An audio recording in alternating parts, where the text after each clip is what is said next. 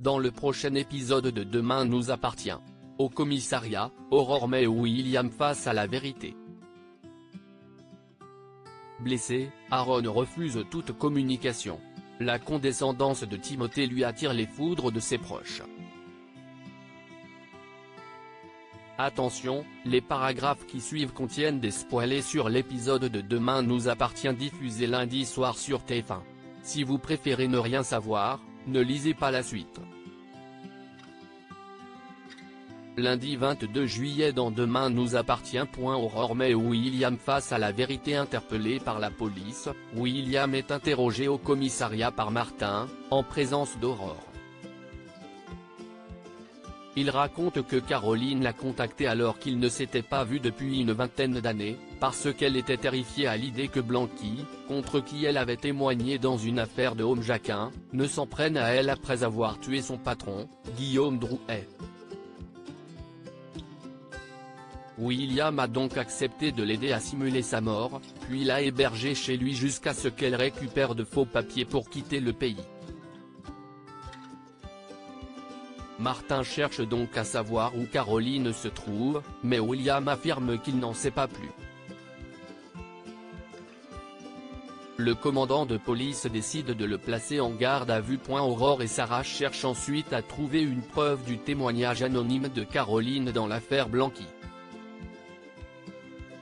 Elle découvre qu'elle a menti, c'est un certain Albert qui a témoigné de manière anonyme pour dénoncer Blanqui. Aurore se rend compte que Caroline a manipulé William et qu'il risque désormais 20 ans de prison pour complicité de meurtre. Aurore rejoint son mari dans sa cellule pour lui expliquer les mensonges de Caroline. Elle a tué Drouet, puis s'est servie de William pour s'en sortir. Ce dernier n'en revient pas. Il explique qu'il a voulu l'aider car il se sentait redevable envers elle. En effet, fragile psychologiquement, Caroline a très mal vécu qu'il la quitte à l'époque. Assurant qu'il ignorait qu'elle avait tué Drouet, William révèle que Caroline se trouve à l'hôtel du Parc. Aurore y envoie une équipe, mais Caroline n'est déjà plus là. Plus tard, Manon passe voir son père dans sa cellule. Elle promet de lui trouver un bon avocat qui prouvera qu'il a été manipulé, puis incite son père à continuer à collaborer avec la police. Elle l'encourage ainsi à réfléchir à des détails importants qu'il aurait pu oublier. William demande à parler à Martin pour l'informer que Caroline quittera le pays par la mer. En effet, il a remarqué une boîte neuve de médicaments contre le mal de mer dans son sac. Mais sans destination précise, la police n'est pas très avancée. William propose alors de contacter Caroline en lui faisant croire qu'il veut partir avec elle pour que la police la coince. Martin accepte. Après avoir été contacté par William, Caroline lui a donné rendez-vous dans une rue déserte. Aurore est en embuscade, à quelques mètres. Soudain, Caroline débarque à moto. William l'accuse aussitôt de lui avoir menti et de l'avoir manipulé. Au même moment, Aurore sort de sa voiture et braque Caroline avec son arme. Celle-ci riposte en la braquant à son tour. William s'interpose entre les deux femmes, les suppliant de ne pas tirer. Il insiste pour que Caroline se rende. Après avoir menacé William, cette dernière réussit à s'enfuir à moto, tandis qu'Aurore remonte en voiture pour se lancer à sa poursuite.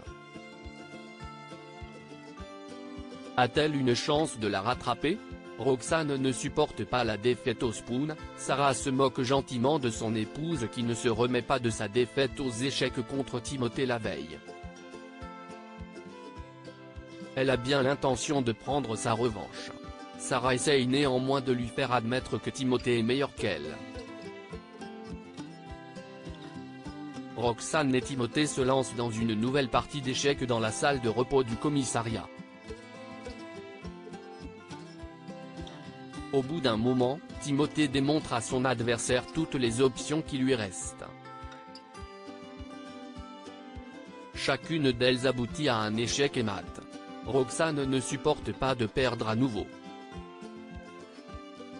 Elle décide de s'entraîner toute la soirée en ligne pour s'améliorer. À la paillote, Timothée interrompt Nordine et Rachel qui étaient en train de discuter afin d'offrir à la serveuse un livre sur 2 grands champions d'échecs. Nordine reproche alors au jeune homme d'ennuyer Rachel. Timothée rétorque qu'elle est très intéressée, contrairement à lui qui n'a pas le profil d'un intellectuel. Aaron en veut toujours à Lisa en se réveillant aux côtés d'Aaron. Lisa remarque qu'il lui fait toujours la tête. Elle suggère de discuter de leurs problèmes, mais son compagnon est encore trop en colère pour parler calmement. Il ne digère pas le fait que Lisa ne le place pas en priorité. Au Spoon, Lisa raconte la situation à Victoire. Celle-ci comprend la réaction d'Aaron, qui avait prévu de demander sa petite amie en fiançailles. Lisa reconnaît qu'elle s'y est mal prise. En réalité, elle aimerait beaucoup qu'il la suive à Berlin. Pendant ce temps, à la paillote, Amel avoue à Adam qu'elle culpabilise à cause des tensions entre Lisa et Aaron. Adam lui rappelle que sa sœur a pris sa propre décision.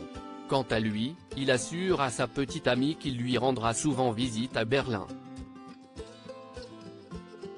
À l'hôpital, Aaron se confie à Swasik sur la situation. Celle-ci compatit, mais l'incite à mettre son ego de côté, soulignant qu'il n'y a rien de surprenant à ce que Lisa place Amel en priorité puisqu'elle l'a toujours fait. Au même moment, Adam passe voir sa mère.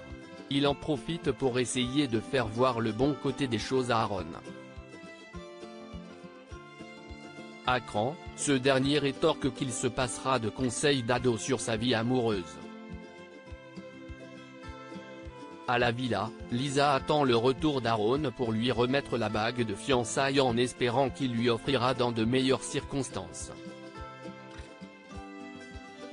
Mais Aaron déclare qu'il n'en est pas si sûr.